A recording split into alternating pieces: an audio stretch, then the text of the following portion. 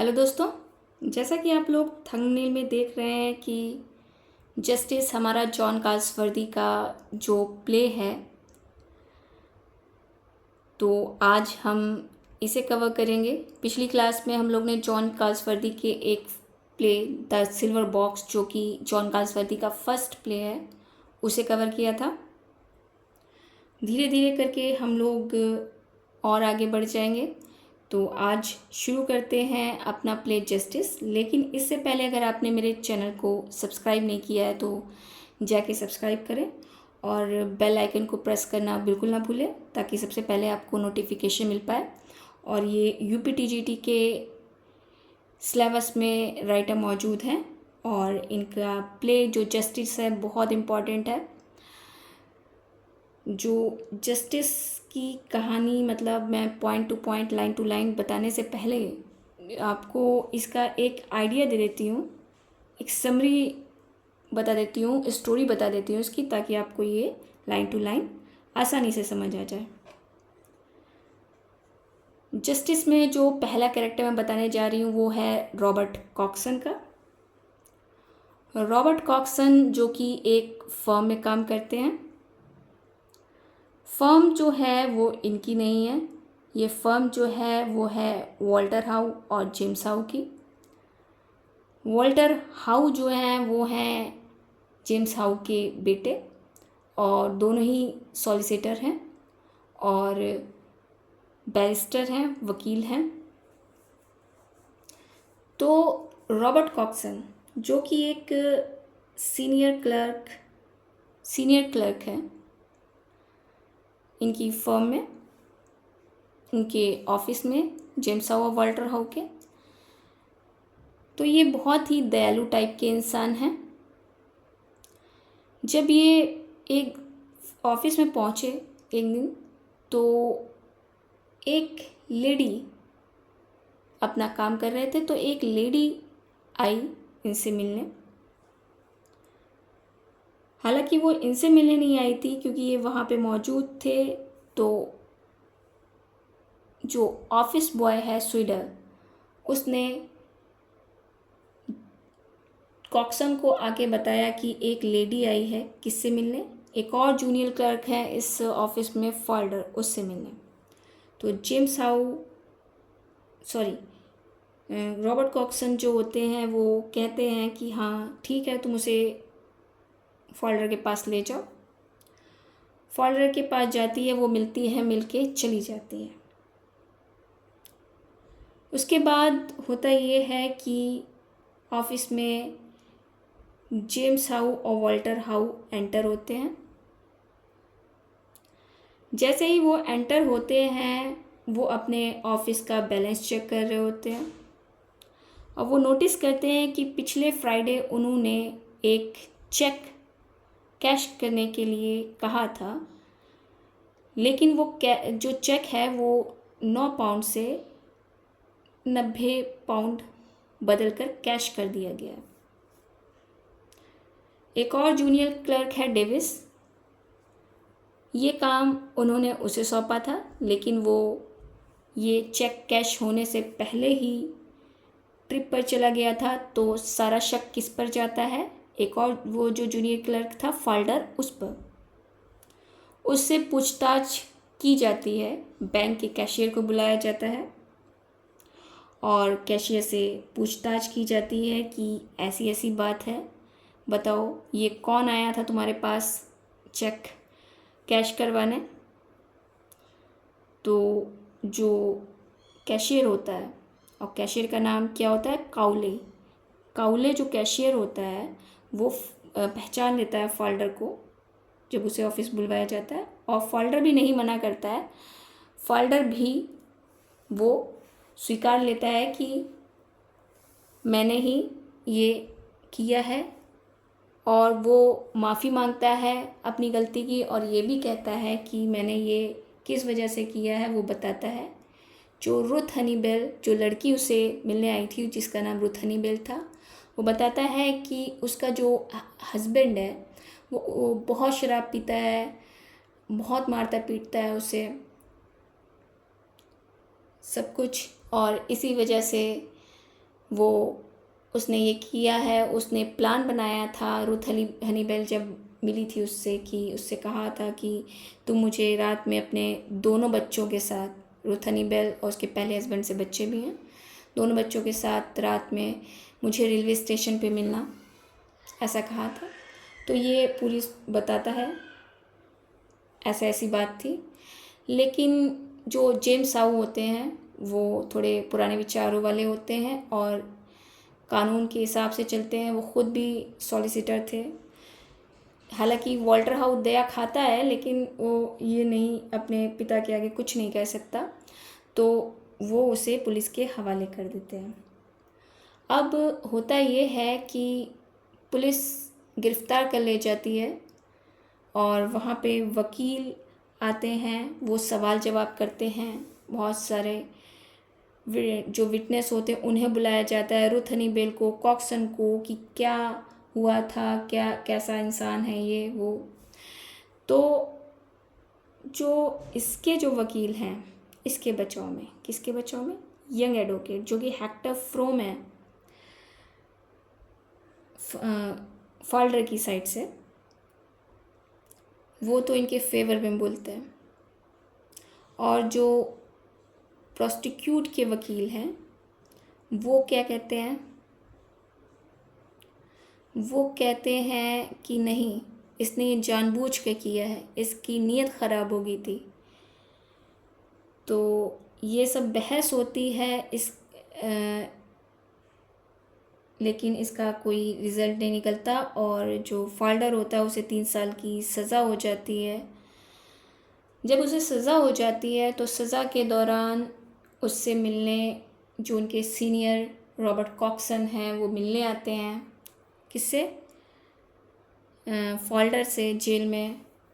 लेकिन जो उनकी रिक्वेस्ट करते हैं रॉबर्ट कॉक्सन वहाँ के जो जेलर हैं उससे, और पादरी हैं, कि रुथ हनीबेल को भी उससे मिलने दिया जाए, क्योंकि उसने उससे वादा किया था, वही एक सहारा था ही उसकी, कुछ पता तो चले।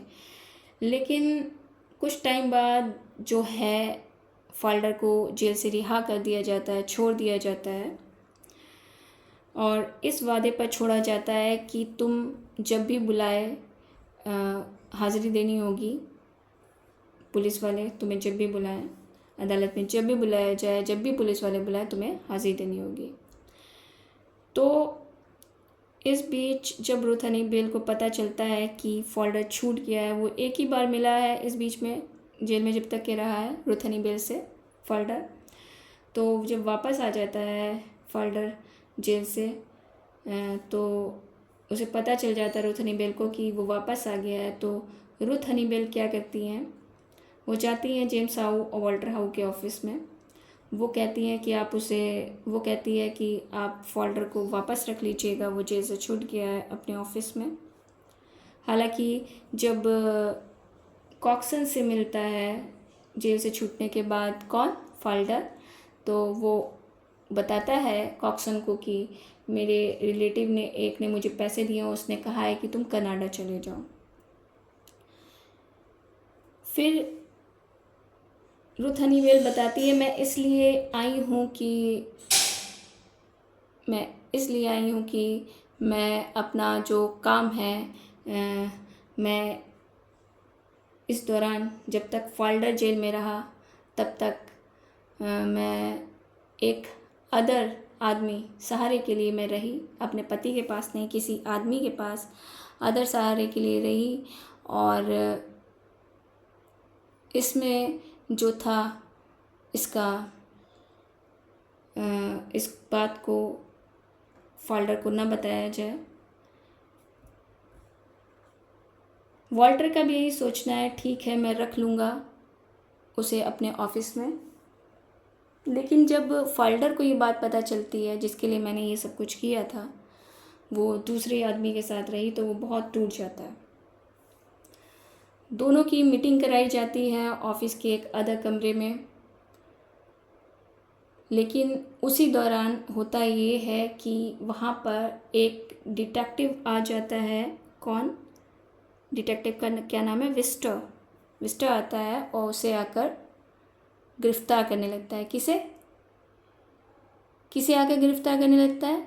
ये गिरफ्तार करने लगता है वॉल्टर हाउ को नहीं, ये फॉल्डर को, क्योंकि उससे कहा गया था कि तुम्हें हाज़िरी देनी है, वो हाज़िरी देने आया नहीं इसलिए। लेकिन वो उसे छुड़ा कर अपने हाथ को छुड़ा कर ऑफिस की खिड़की के कूद जाता है और उस फॉल्डर की डेथ हो जाती है। तो ये स्टोरी थी इसकी। अब हम इसे लाइन टू लाइन भी पढ़ेंगे। तो चलिए शुरू करते हैं आप अपनी इस क्लास को, जो हम लोग लाइन टू लाइन पढ़ने वाले हैं। Justice is a play by Galsworthy. It offers a criticism of the existing legal institution. दोस्तों मैं पहला एक पैराग्राफ पढ़ दूंगी, फिर मैं उसको आपको हिंदी में एक्सप्लेन करूंगी, फिर दूसरा ऐसे ही पढ़ती जाऊंगी। Justice is a play by Galsworthy. It offers a criticism of the existing legal institution. It also interrogates the relevance of solitary confinement. It clearly reveals the आगे मैं पढ़ती हूँ।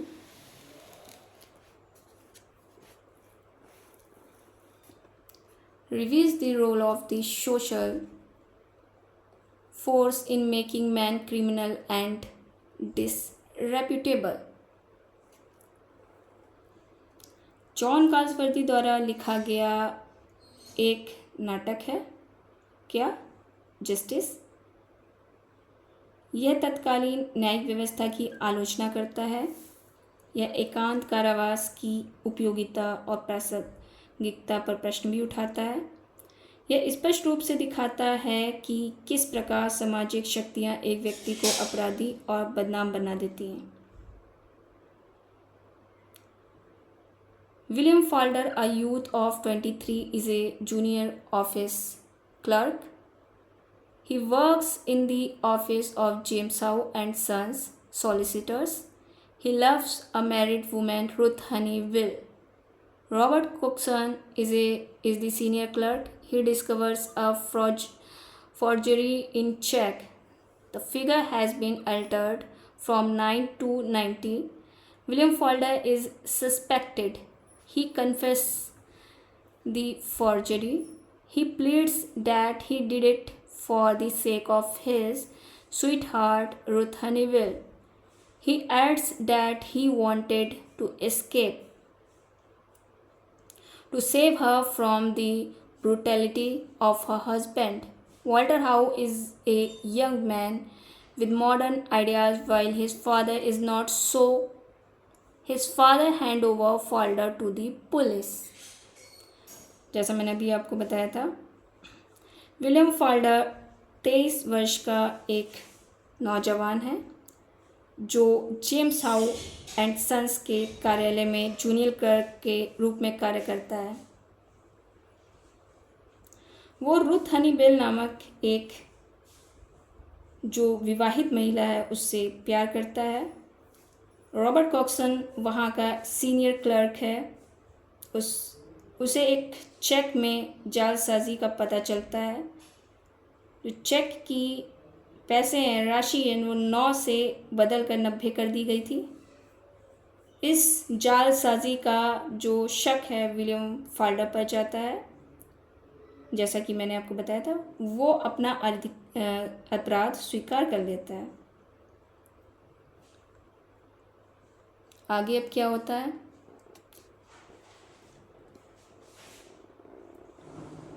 नाउ द सीन टेक्स, कहाँ पे है? Now the scene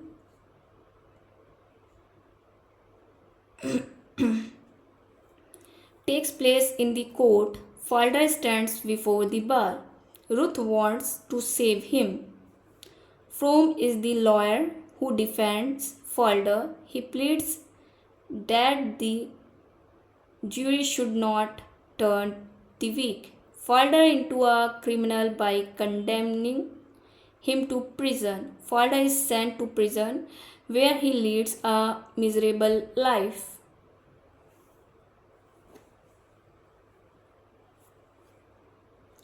Falder कहता है कि उसने ये जालसाजी अपनी जो गर्लफ्रेंड है, मतलब जो उसकी प्रेमिका है जिससे प्यार करता है, रुथ हनीबिल के लिए की थी। वो उसे उसके क्रूर पति के अत्याचारों से बचाकर उसके साथ भाग जाना चाहता था। वॉल्टर हाउ आधुनिक विचारों वाला युवा है, जबकि उसका पिता ऐसा नहीं है। उसका पिता फॉल्डर को पुलिस के हवाले कर देता है। आगे जो पैराग्राफ है वो है,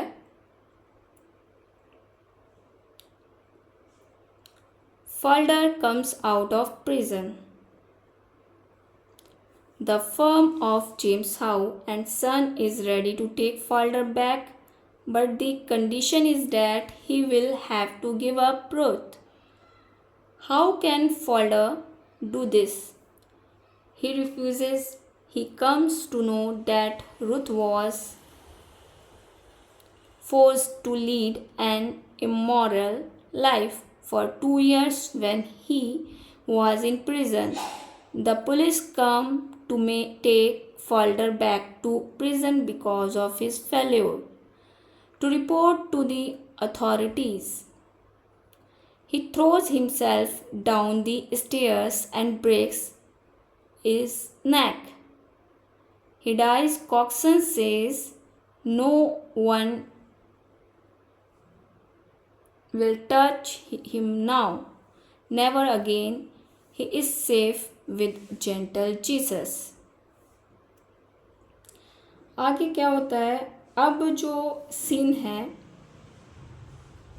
अब क्या सीन है?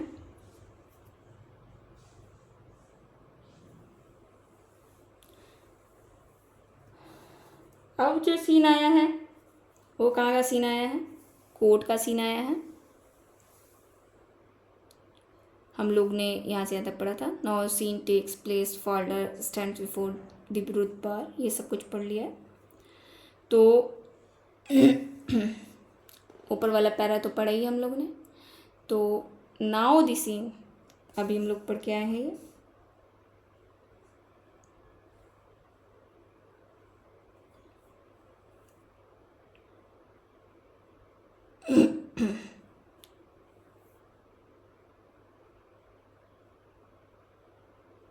आगे जो सीन है वो यहाँ से है। कुछ कन्फ्यूज़न सी हो गई थी मुझे। आगे सीन जो है जिसमें फॉल्डर कहता है कि उसने अपनी प्रेमिका के लिए सब कुछ किया है। यस। अब जो सीन है वो अदालत में पहुंचता है। ओके।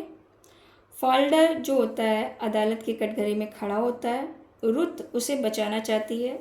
हेक्टर फ्रोम उसका वकील है जो उसका बचाव करता है, और वो जूरी से निवेदन करता है कि वे कमज़ोर और संवेदनशील फॉल्डर को जेल भेजकर उसे वास्तविक अपराधी बना दें। लेकिन फॉल्डर को जेल की सज़ा मिल जाती है, जहाँ वो अत्यंत दुखद और कष्टपूर्ण जीवन बिताता है।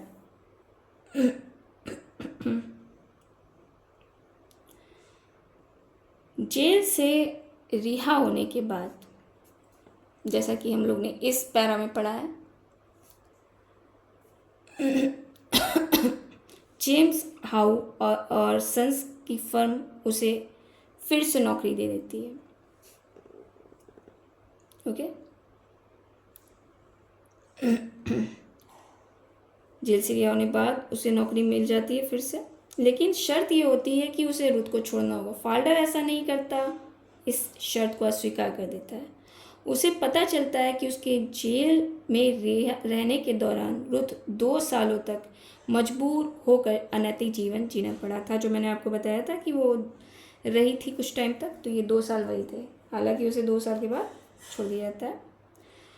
फॉल्डर द्वारा जो होता है इसी में ही होती है। फाल्डर द्वारा अधिकारियों को समय पर सूचना न देने के कारण पुलिस उसे फिर से गिरफ्तार करके जेल ले जाती है। निराश होकर वो सीढ़ियों से नीचे कूद जाता है, जिससे उसकी गर्दन टूट जाती है और उसकी मृत्यु हो जाती है। देखिए ये इसका जो है ना, ये अलग अलग जगह अलग अलग चीज़ें लिखी हुई हैं, ठीक है। हालांकि वो कूदता ऑफिस की खिड़की से ही है। आपको अलग जगह अलग अलग चीज़ें मिल जाएंगी, ठीक है। जैसा एग्ज़ाम में पूछा जाए, अगर आपको ये ऑप्शन मिल जाए तो आप इस पर टिक करिएगा। मान लीजिए कि पूछ लिया जाए कि कहाँ से सीढ़ियों जो कूदता है, कहाँ से गर्दन टूटती है कि नहीं टूटती, क्या होता है, क्या किस तरीके से मरता है फाल्डर, उसकी मृत्यु कैसे होती है, तो ये इस पर टिक करिएगा। दोनों ऑप्शन एक साथ नहीं आएंगे। और या तो वो जेल ऑफिस की खिड़की से कूदता है, इस पर टिक करिएगा, ठीक है। आखिरी में उसकी मृत्यु पर कॉक्सन क्या कहते हैं? कॉक्सन कहते हैं, जो यहाँ पे लिखी है, no one touch him, now never again, he save with gentle Jesus. मतलब अब उसे कोई हाथ नहीं लगाएगा, कभी भी नहीं।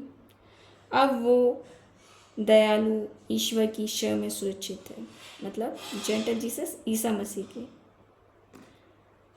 देखिए नीचे अदर जो कैरेक्टर हैं वो भी दिए हुए हैं इसमें। Some other characters in justice, जैसे मैंने आपको बताया, स्वीडल ऑफिस बॉय है, विस्टर एक डिटेक्टिव है जो कि उसे गिरफ्तार करने आता है, कॉले कैशियर है, मिस्टर जस्टिस फ्लॉयड हैं जज जो फैसला सुनाते हैं, हरोल्ड क्लीवर ओल्ड एडवोकेट है जो कि प्रोस्टिक्यूट वकील होते हैं, हेक्टर फ्रोम यंग एडवोकेट जो कि फॉल्डर की तरफ से वकील होता है, captain Danson VC a prison governor होते हैं जेल के, Edward Clement a prison doctor होते हैं, the Rev Hugh Miller a prison chaplain, ये पादरी होते हैं जेल के, मोने क्लिफ्टन एंड ओ क्लियरी ये कन्विक्ट्स होते हैं, मतलब कैदी होते हैं, अदर कैदी होते हैं।